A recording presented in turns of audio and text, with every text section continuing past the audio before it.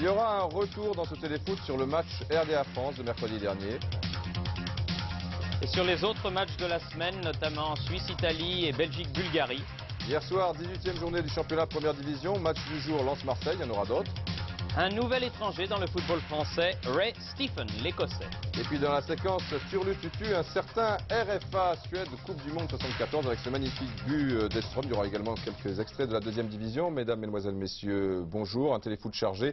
Et le téléfoot est de plus en plus court, car à TF1, nous sommes les spécialistes des bandes annonces. Donc il fera 46-30. Donc pas trop de parlotte, mais il faut quand même signaler, Thierry, que bon nombre de nos confrères ont fait une grève, enfin une mini-grève aujourd'hui. Et Philippe Oui va vous expliquer pourquoi le temps que je trouve la pédale, qui se trouve un peu plus bas. Pourtant, je suis grand. Ça suffit pas. Donc Philippe Oui qui a rencontré pour nous Jacques Marchand. Président d'honneur de l'USG. Le football et la presse ont longtemps marché main dans la main. Ce n'est manifestement plus le cas depuis quelques années.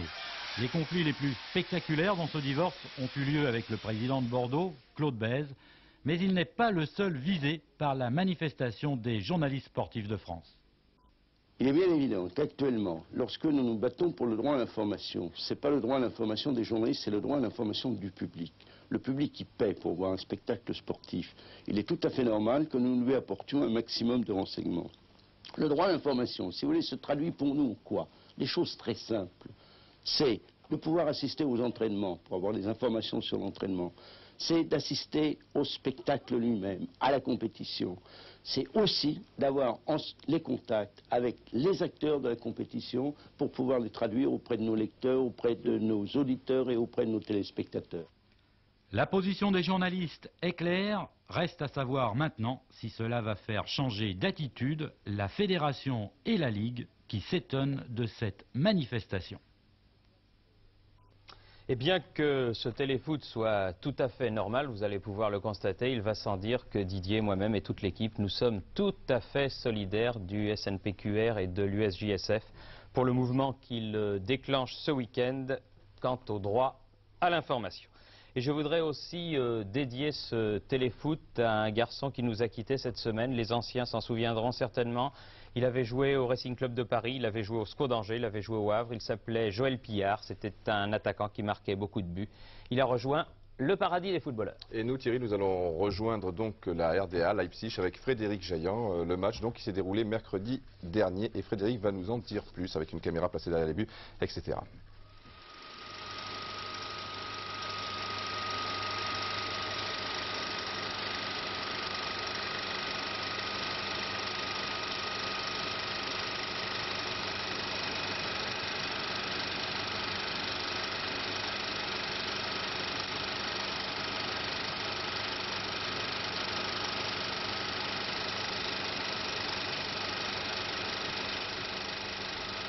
L'action a pris fin, le film se termine. Déjà, Michel Platini le repasse dans sa tête. Les images défilent, on jouait depuis 70 minutes. Voici la version intégrale pour le scénario Michel Platini, pour les dialogues Jean-Pierre Papin. Michel a fait une action personnelle au milieu de terrain. Moi, je l'ai accompagné au cas où le gardien aurait effectivement repoussé. Et puis, j'étais tout surpris de voir leur ballon arriver devant moi. Bon, le gardien a bien joué le coup, c'est pas livré. Et il m'a attrapé moi. Le gardien a bien joué le coup, Platini aussi. Michel a bien joué le coup, c'est sûr, mais honnêtement, je pensais qu'il allait lui la mettre. Platini aurait-il dû tirer? A-t-il ou non fait un bon match? En tout cas, jamais sa performance n'avait été appréciée de manière aussi diverse. À gauche, François, Platini 2,5 sur 10. Pour Bruno Vigoureux, la plus mauvaise note. À droite, Libération pour Christian Jorena. Platini fut le meilleur sur le terrain. Tout aussi contradictoires, les jugements portés sur l'ensemble de l'équipe de France. Pour certains, en jouant la prudence, elle a fait ce qu'elle devait faire. Pour d'autres, les plus nombreux, elle a renié ses principes et n'a obtenu qu'un piètre match nul. Une certitude, à l'image de ce tir de Leroux, les occasions les plus nettes ont bien été de son côté. En première période également, les meilleures tentatives avaient été françaises, comme ce tir d'Amoros ou un peu plus tard celui de Stopira. Rappelons qu'il y a un an, l'équipe de France avait déjà joué sur ce terrain. À la mi-temps, le score était de 0-0. À la reprise, les Français étaient revenus avec des intentions plus offensives. À l'arrivée, ils avaient été battus 2-0. Mercredi soir, en dépit d'une défense resserrée, Papin puis Platini, sur ces actions, auraient encore pu marquer. Reste la qualité du jeu. Là, tout le monde est d'accord, moyen. Notons qu'habituellement, Tout le monde est également d'accord, c'est d'abord à l'équipe qui reçoit que revient la responsabilité du spectacle.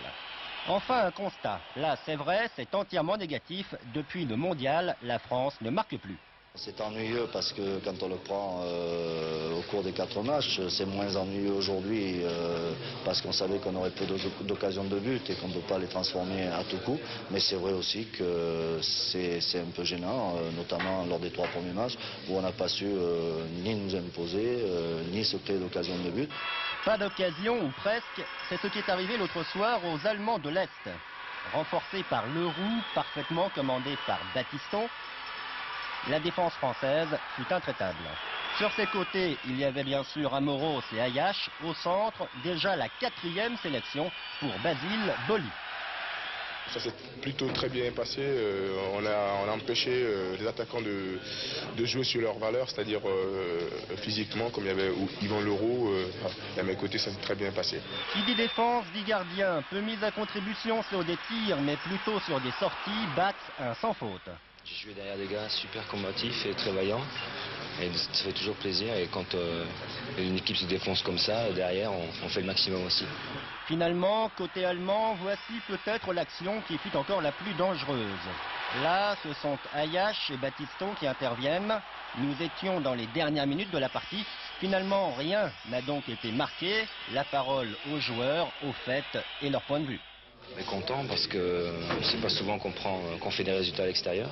Mais très content étant donné qu'on a pris un point de ce déplacement. J'étais un petit peu déçu dans la mesure où on avait quand même plus d'avantages qu'eux. On était, je pense, satisfait parce que ramener un point de la RDA, c'est jamais chose facile. Déçu peut-être dans le sens où on est passé près de la victoire et satisfait parce qu'on a fait un bon match. Prochain rendez-vous dans 5 mois contre l'Islande. En attendant, à part la Norvège, chaque pays a joué 3 matchs et c'est plutôt mal parti pour la qualification. Rappelons qu'elle n'ira qu'à un seul pays. Bien, je crois qu'elle est mathématiquement, elle est encore jouable. Alors on vit l'espoir. Je crois que les joueurs l'ont montré aujourd'hui. Ils y croient encore, même si on sait que ça tient un petit peu du miracle. La solution est simple. Il nous faut faire le plein des points et espérer que l'Union soviétique se fasse accrocher. Enfin, je crois que le problème, c'est pas au niveau de l'équipe de France. Et maintenant, il faut que l'Union soviétique perde les matchs. On disait toujours que les Français n'arrivaient pas à l'extérieur à tenir le coup. Je crois qu'on l'a prouvé et qu'un petit but aurait pu sanctionner les débats, ce qui aurait été une bonne chose et surtout nous aurait permis certainement de se remettre sur les rails. Vous avez des regrets de ne plus jouer en équipe de France? Toujours un petit peu. On ne peut pas refaire le passé, c'est comme ça. Et c'est vrai, ça... Mais écoutez, j'aurais préféré être à la place des joueurs que dans les tribunes de toute façon. Mais c'est comme ça. Retrouvons Frédéric avec les Espoirs qui jouaient un match contre les Espoirs de la RDA la veille à Halle, à 100-200 km de là. En bleu, les Espoirs français. Ils avaient misé sur l'offensive et se sont créés de nombreuses occasions. Exemple, Assadourian après quelques minutes. Les Espoirs français ont fait le jeu, jamais sans doute à l'extérieur, ils n'avaient pareillement dominé. Assadourian, encore lui, puis Kuben et enfin Assadourian une dernière fois eurent la possibilité de conclure. Au contraire de leurs aînés, le lendemain, les Espoirs ont d'abord privilégié le panache et l'imagination. Leur style à la française, le résultat, ils ont perdu. Les Allemands, eux, n'ont jamais été menaçants, mais sur ce corner, ils marquent le seul but de la rencontre. Vainqueurs 1-0, ce sont eux qui occupent désormais la première place du classement. Quant aux Français, ils regrettent aujourd'hui les points perdus et leur manque de réalisme. Ça devrait pouvoir s'arranger pour les Espoirs. Revenons à l'Euro 88. Il s'est déroulé pas mal de rencontres cette semaine. Nous allons donc les suivre entre nous, en commençant, Didier, par cette rencontre entre l'Italie et la Suisse. Oui, l'Italie et la Suisse à Milan, c'était samedi dernier, mais pour le téléfoot de dimanche dernier, nous n'avions pas encore reçu les images. Alors nous allons faire plaisir à nos amis italiens et suisses, avec tout de même 5 buts. Le premier, eh bien, c'est carrément le gardien suisse Brunner qui marque contre son camp. On le voit sur ce ralenti. Altobelli ne touche pas le ballon, ce qui trompe sans doute le gardien suisse. Mais les Suisses qui se débrouillent plutôt bien devant une équipe italienne qui se cherche, essentiellement composée de l'équipe Espoir, récente finaliste du championnat d'Europe Espoir. Et là, vous venez de voir un joli but signé Brugger à la 31e minute. Nous sommes maintenant en deuxième mi-temps. Et un but superbe, très bien amené avec tout d'abord Donadoni. On pense qu'il va tirer, non, il remet de l'autre côté pour Serena qui rabat pour Altobelli. Et encore un petit exploit d'Altobelli, c'était pas évident de marquer dans ces conditions. Les Suisses s'en prendront un petit peu à l'arbitre, estimant que le ballon est sorti. Difficile à dire sur ces images. En tout cas, bien joué de la part des trois joueurs d'ailleurs, Donadoni, Serena et Altobelli pour conclure. Là encore, les Suisses ne seront pas d'accord avec l'arbitre, évidemment, qui accorde un penalty aux Italiens à la suite d'une faute sur Vialli. Penalty transformé sans problème par Altobelli. Heureusement, certains anciens tout au moins sont toujours là à la 85e minute. C'est-à-dire que 4 minutes plus tard, le but de Weber comptera un petit peu pour du beurre. L'Italie l'a emporté 3-2. Heureusement, car il y a une équipe qui marche fort dans ce groupe 2, Thierry. Oui, il y a une équipe qui marche fort et qui revient, c'est ces hommes au maillot jaune, les Suédois. Ils ont gagné sans problème, 5-0 à Malte. Voici le but de Ekström, mais Hyssen, Magnusson, Fredriksson et Palmer en ont marqué chacun un. 5-0 à l'extérieur, c'est toujours bon à prendre, même à Malte.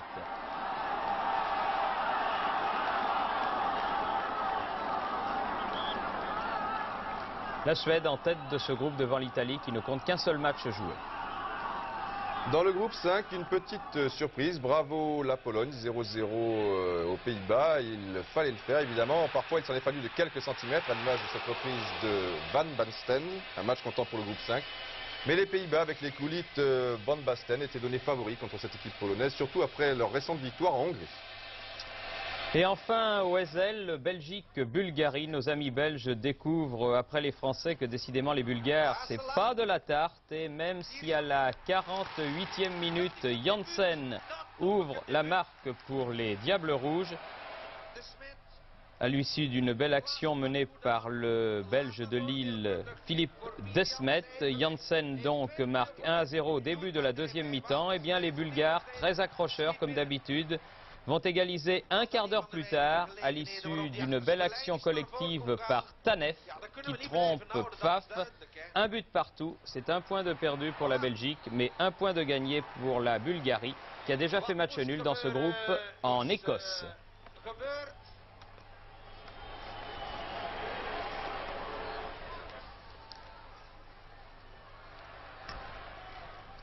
Et maintenant, normalement, il devait y avoir un petit jingle, ce qui n'a pas marché, c'est pas grave, on le voit sur l'écran de contrôle. On va enchaîner avec la journée de championnat, Thierry, et le match du jour. Le match du jour. Oui, on a eu du flair. C'est la deuxième défaite d'un des deux co-leaders, c'est-à-dire l'Olympique de Marseille, Lens Marseille, avec Philippe Huy et Martin Zara. Notre match du jour.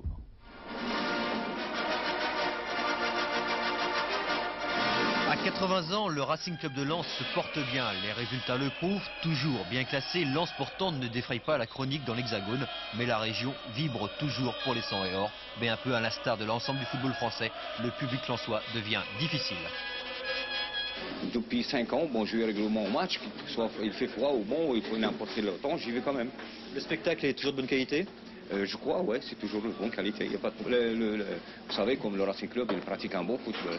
Les résultats sont trop décevants et le spectacle est absent. On joue plus le point, le match nul à l'extérieur, qu'on offre du spectacle aux spectateurs qui viennent, aux fanats de football qui viennent pour voir du spectacle.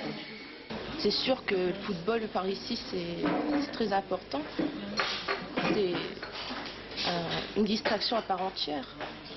L'Enfer du Nord porte-t-il toujours bien son nom? Depuis 82, en effet, Lens a pratiquement perdu le tiers de son public pour se stabiliser à une moyenne de 13 000 spectateurs, ce qui n'est pas si mal, mais faire revenir le public à Bollaert, en plus des résultats, il faut du spectacle avec des vedettes. Nous n'avons pas de super vedettes. Nous avons des vedettes. Nous avons des vedettes que vous connaissez, Tobolik, Ramos. Par contre, ils sont entourés de joueurs de talent qui sont amoureux de leur club, et je pense que c'est de là que viennent les bons résultats. Une équipe de copains a donc toujours sa place dans le concert actuel du football français. Les résultats sont là, 7 matchs sans défaite avant de recevoir l'OM, et voilà Lens qui recolle au groupe de tête. Notre objectif, ça a été être placé dans les 7 premiers. Je ne sais pas, je ne connais pas les résultats de ce soir encore, mais je crois qu'on va tout faire pour accrocher cette Coupe Europe à nouveau.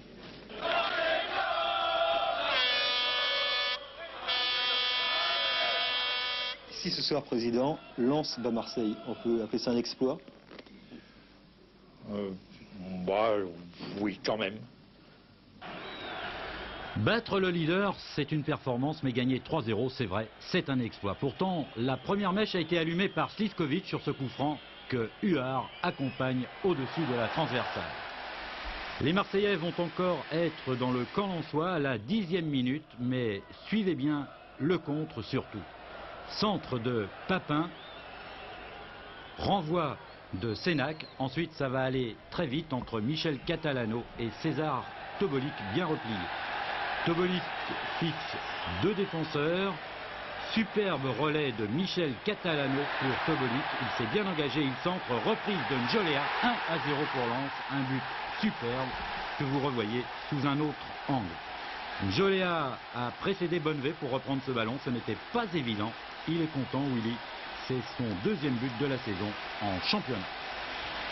Un but au bout de 10 minutes, un deuxième après 21 minutes. Les Lensois sont euphoriques, les Marseillais maladroits. Bonnevet est contré par Njolea.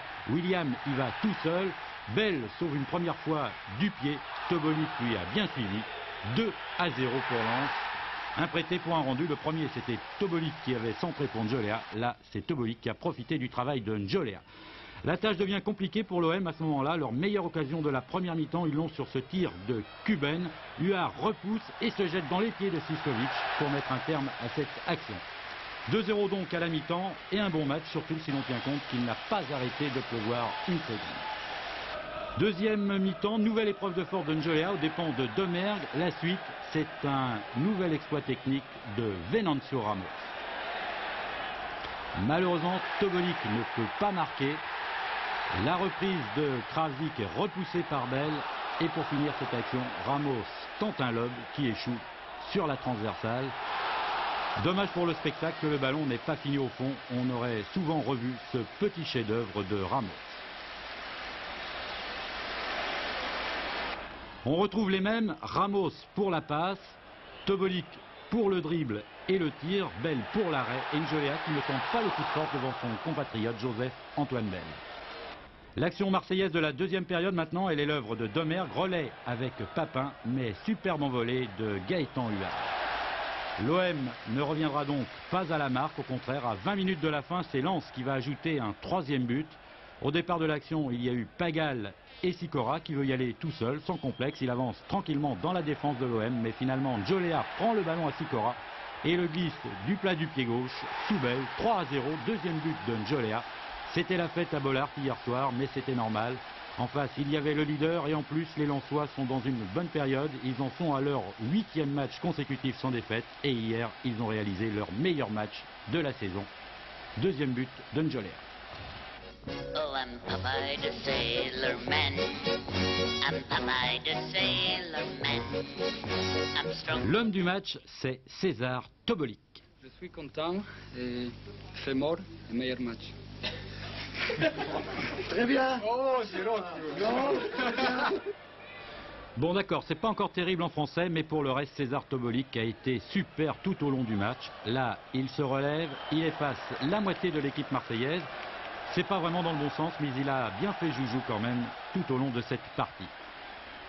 Et puis surtout, cet Allemand d'origine polonaise a eu le grand plaisir de marquer son premier but en France.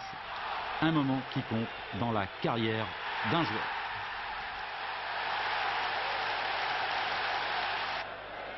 Philippe Vercruis et Daniel Xuereb, partis sous d'autres cieux, ont été remplacés par la paire Ramos-Tobolik. Vercruis, l'enfant du pays, est-il déjà oublié? Mais vous savez, des joueurs comme Vercruis et Xuereb, qui sont des garçons charmants et des joueurs de talent, vous ne les oubliez jamais. On n'a pas pu oublier dans notre cœur ces garçons-là qui étaient charmants. C'est vrai que maintenant ce sont des adversaires et on les respecte d'autant plus parce qu'on les connaît bien, on les a pratiquement formés. Bon, mais c'est vrai que vous remplacez non plus des garçons de ce talent. Mais je crois que ce soir, Tobolik et Ramos ont montré que Vercruis et Xuereb sont oubliés. Voilà, Vercruis qui fait les beaux jours de Bordeaux, mais son talent n'a pas suffi pour inquiéter Brest. Et là, ça va aller très très cher au loto. Comme va vous l'expliquer Jean-Michel Larquet. Vraiment une surprenante équipe de Brest avec eux, on y compare derrière.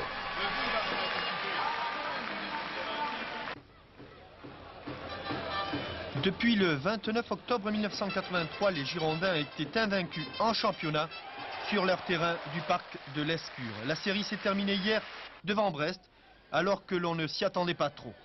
D'autant que la première demi-heure va être tout à l'avantage des joueurs de Bordeaux, déclenchant la plupart de leurs actions côté droit. Après des essais de Vujovic, vers Kruis, c'est finalement Ferreri qui dépose le ballon sur la tête de Zlatko Vujovic qui ouvre le score. L'attaquant yougoslave marque à cette occasion son 7e but de la saison. Les supporters croient que leur équipe est partie pour une promenade de santé. L'autre Vujovic, Zoran, est tout prêt à son tour de tromper Chalery. Mais Brest, qui jusqu'alors s'est contenté de défendre et de subir, va profiter d'un moment de relâchement dans le marquage bordelais. Goudet, à 2 minutes du repos, remettant les deux équipes à égalité.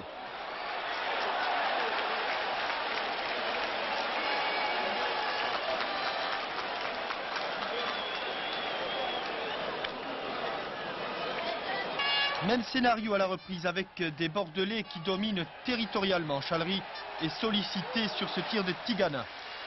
Il va être plus chanceux encore. Sur une balle à bout portant de Zoran Vujovic, gêné par son frère jumeau. Une histoire de famille à régler. Encore une balle de but sur ce corner de Touvenel, mais pas un Bordelais ne peut redresser le tir de la Combe. Bordeaux aurait dû bénéficier d'un pénalty pour une faute de Sorin sur Vujovic. Monsieur Rideau ne branche pas, à la grande surprise de l'attaquant bordelais. Il n'en est pas à son coup d'essai. En première période, nous y revenons. Il s'était déjà illustré en ne sanctionnant pas les deux fautes qui viennent. L'une sur Bucher, l'autre sur Zlatko Vujovic. Monsieur Rideau doit suivre les mêmes cours que Monsieur Poney. Revenons à la fin du match, la force de frappe des Girondins diminue. Le coup franc de Battiston, bien que dévié, ne surprend pas Chalery. Au contraire, les Brestois vont partir en contre. Un contre intelligemment mené par Bucher qui cadre parfaitement le tandem Battiston-Dropsy et offre un but à Colleter.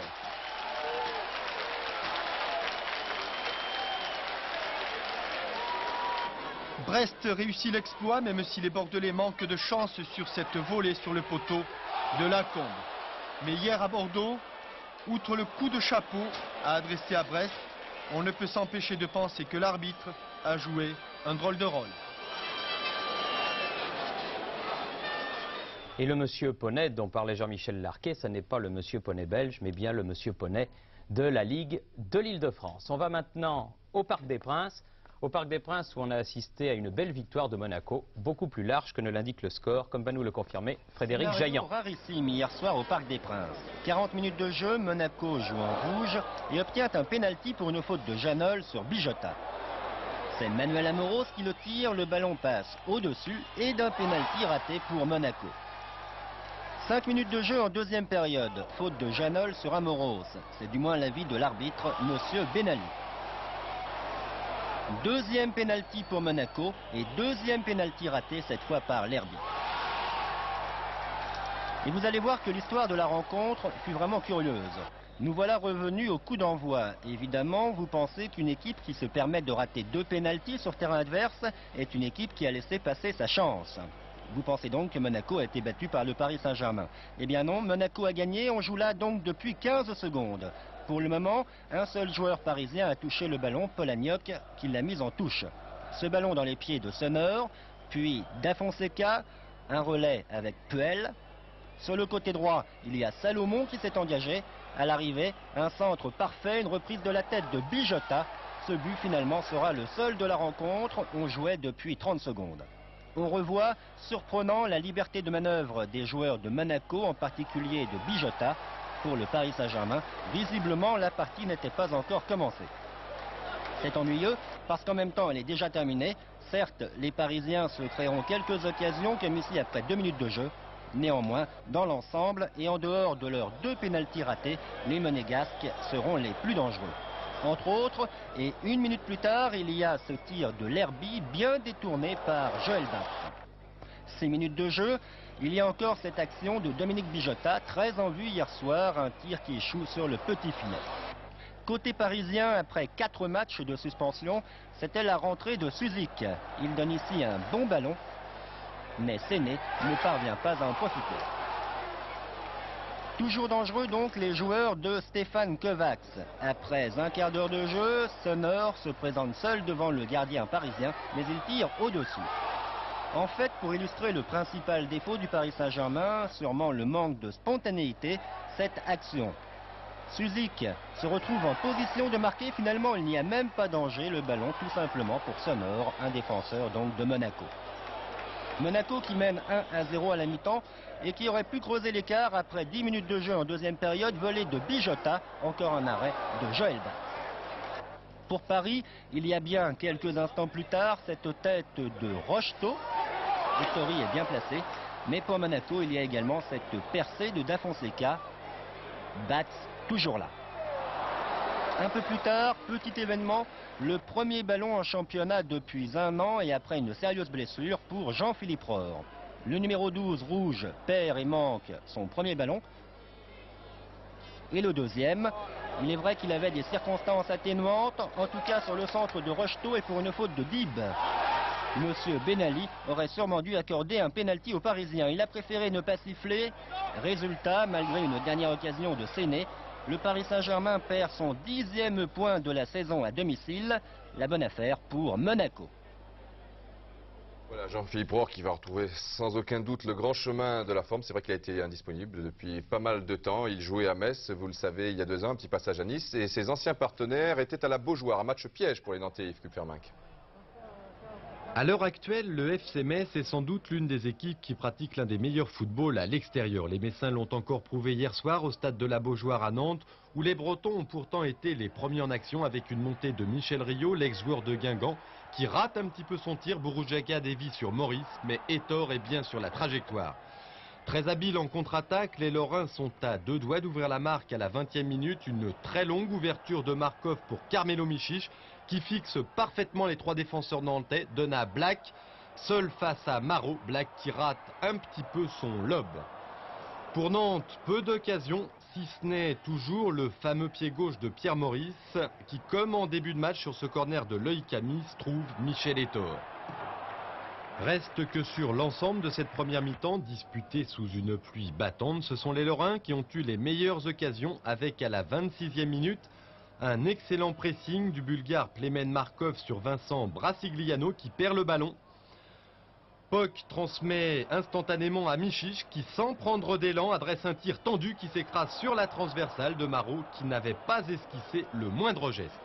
Après cette belle occasion, le rythme est quelque peu tombé jusqu'à la 38e minute, une minute complètement folle avec tout d'abord un tir de l'Écossais Black bien arrêté par Marot. Marot qui relance très vite, les Nantais remontent le terrain à grandes enjambées avec Georges Bourouchaga, une 2 avec Derzakarian, une très longue ouverture de l'Argentin pour Philippe Anziani qui reprend de volée. Marot est à la parade, mais le ballon n'est pas perdu pour les Nantais avec Georges Bourouchaga qui malgré un angle très fermé trompe Michel Ettor à ras de terre.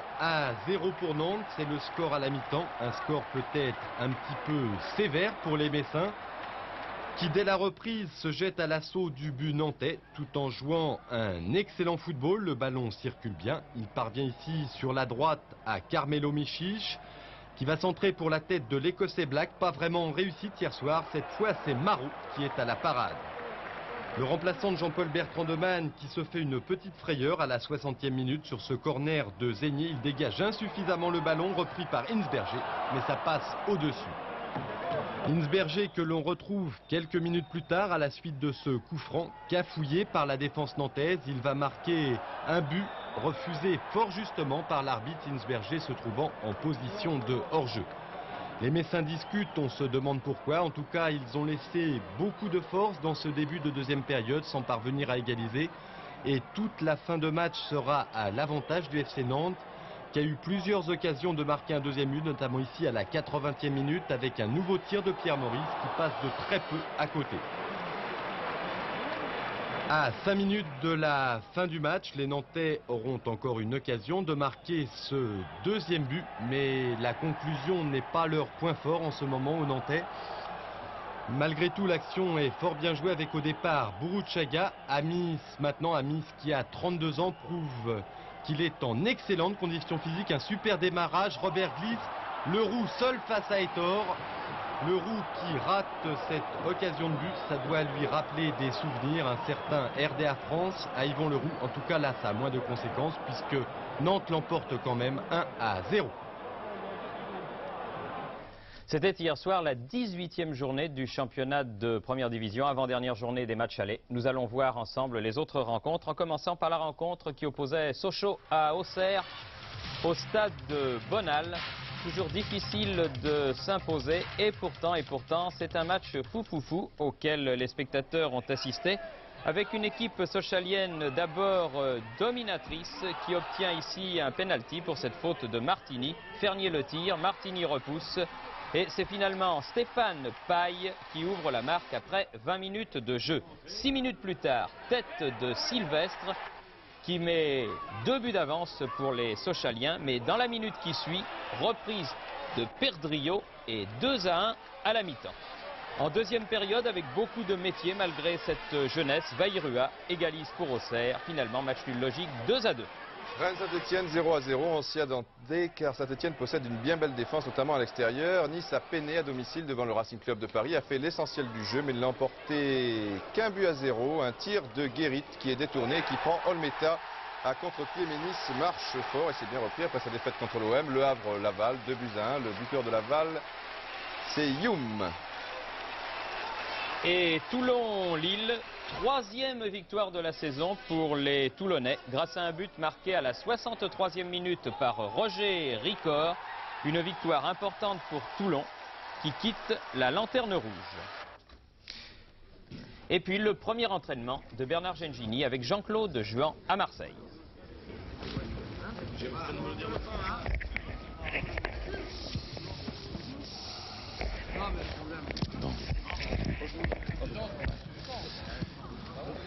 Je crois que l'Olympique de Marseille est un club en plein renouveau. On est en train de construire quelque chose de nouveau. Et je crois que je voulais participer à cela. C'est vrai que j'ai pris quelques risques en venant là, mais pour l'instant, je suis là pour 6 mois. Je vais essayer d'apporter ma pierre à l'édifice, essayer que l'OM reste en haut du tableau. Et moi, essayer de revenir à mon meilleur niveau et de retrouver le championnat de France qui m'a beaucoup manqué ces derniers temps. Voilà un championnat dans lequel on peut montrer, on peut plutôt exactement acheter un joueur au tout dernier moment. Cela a été le cas de Nancy. Le bateau prenait un petit peu l'eau, alors on a pris un petit bout de papier, on l'a mis dans une bouteille et on a lancé un petit SOS sous forme de télégramme, comme vous l'avez expliqué Claude Bertrand. Et on dirait que Nancy a trouvé l'oiseau rare, enfin tout au moins hier soir. Claude Bertrand.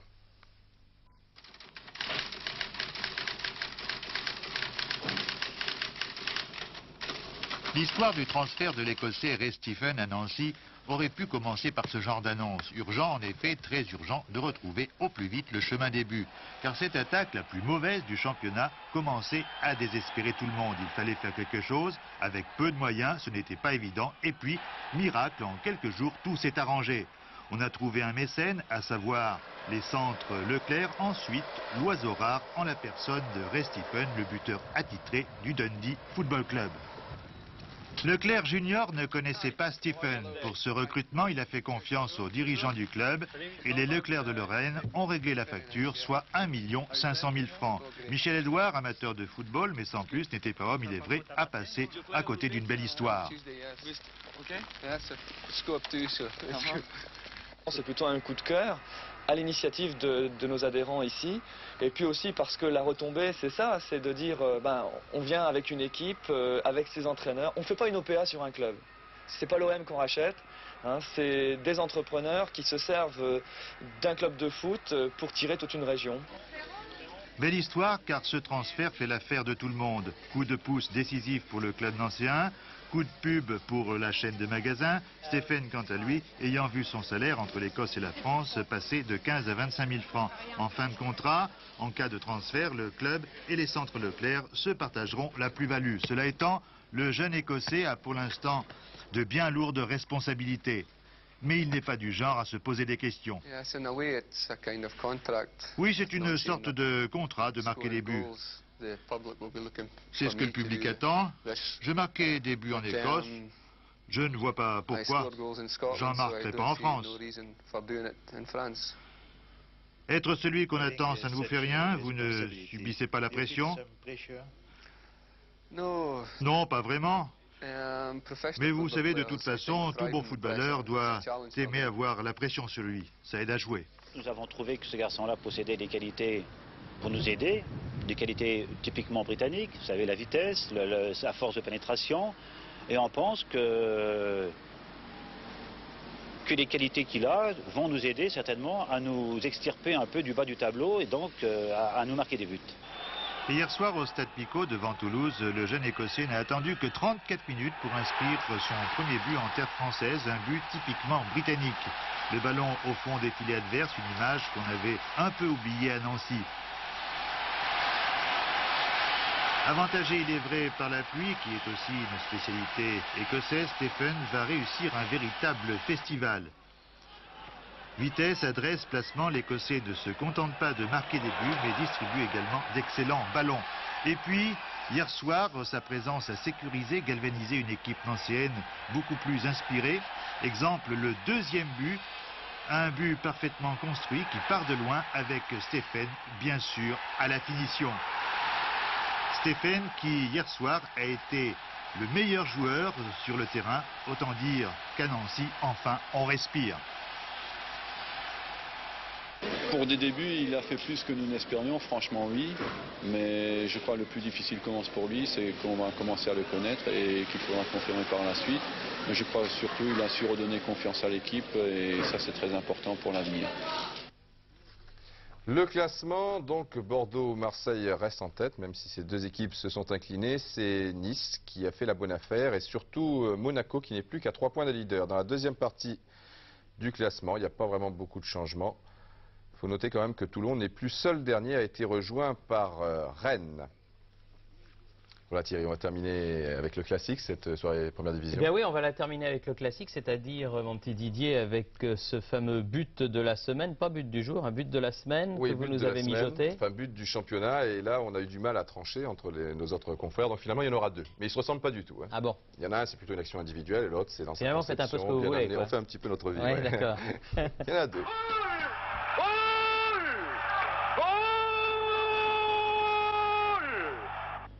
L'action va partir des buts nantais et aucun joueur messin ne va toucher le ballon dans un premier temps. Vous voyez, un joli dribble signé Bourruchaga qui file sur le côté droit, réalise un bon 1-2 avec des beautés. Et là, une ouverture à la Platini de 40 bons mètres sans contrôle. Il fallait le faire, le ballon va arriver sur le pied d'Anzani. Enfin, Anzani est obligé de temporiser un petit peu dans sa course. Ne se pose pas de questions, malheureusement, il n'y a pas but. Enfin, il y aura but un peu plus tard, car Desbotés du bout du pied renvoie sur Bourruchaga. C'est également un petit exploit. But de Bourruchaga.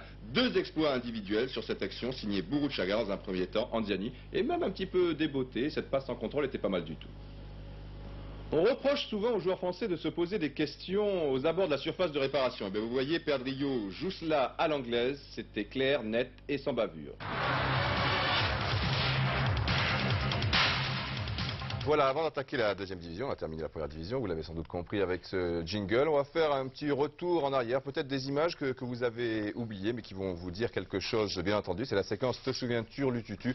C'était un match mémorable, comptant pour la Coupe du Monde 74. Donc il y a quand même 12 ans. En 12 ans, on oublie, mais ça revient très vite. De nos amours, que reste-t-il de ces beaux jours? Une photo, vieille photo de ma jeunesse.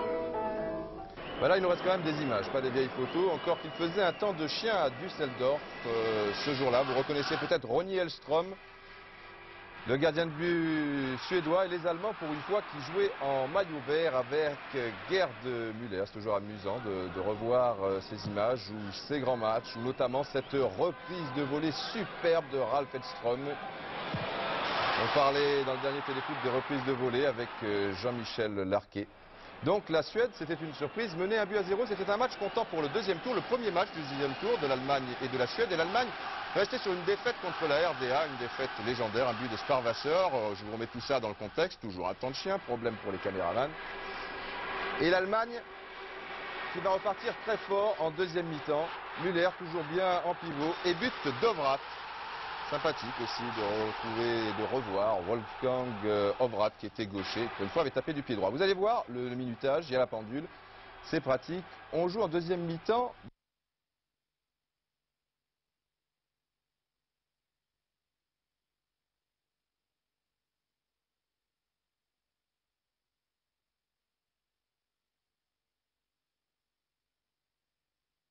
Depuis, alors elle arrive cette pendule, voilà, 5 minutes. Ça veut dire, c'est la 50e minute.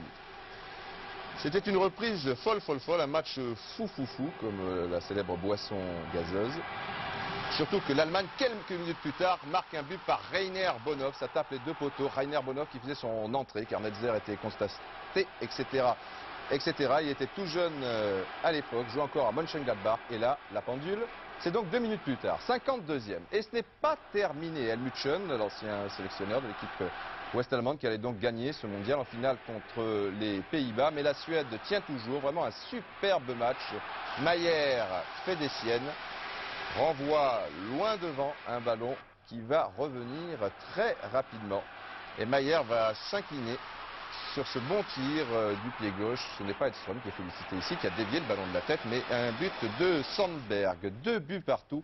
Et ce but a été inscrit. Pour l'instant, il y a eu 2 buts en 2 minutes. Et bien, ce but a été marqué 2 minutes plus tard. Il y a eu 3 buts en 4 minutes. L'Allemagne qui pousse. Nous sommes à 2 partout. Müller qui cafouille. Holzenbein extérieur pour Grabowski. L'Allemagne reprend plus exactement l'avantage, 3 buts à 2, et là nous sommes maintenant dans les dernières minutes et l'Allemagne va bénéficier d'un penalty.